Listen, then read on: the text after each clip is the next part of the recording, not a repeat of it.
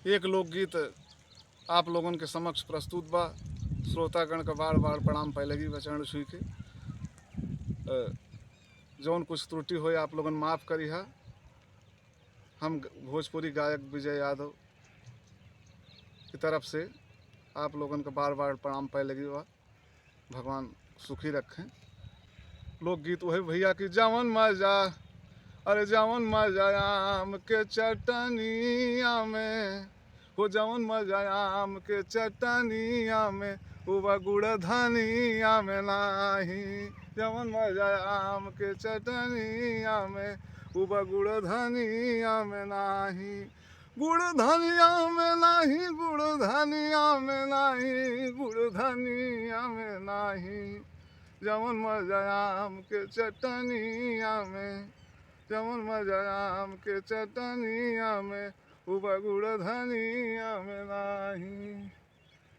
दूसरा अंतरा में कवि जी लिखत काम है कि जवन मजा सूर्य के रोशनिया में, जवन मजा सूर्य के रोशनिया में, जवन मजा सूर्य के किरनिया में, उबा सारी दुनिया में नाही। जवन मजा सूर्य के किरनिया में, उबा सारी दुनिया में नाही।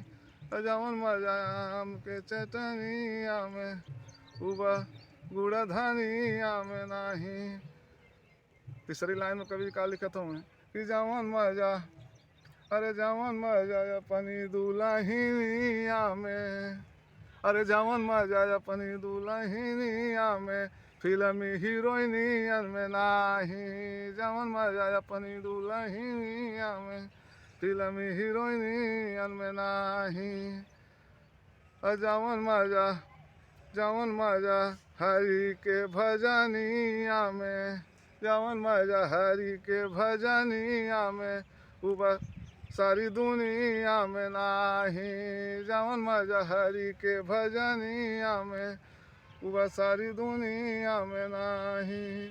सारी दुनिया में नाही, सारी दुनिया में नाही, सारी दुनिया में नाही।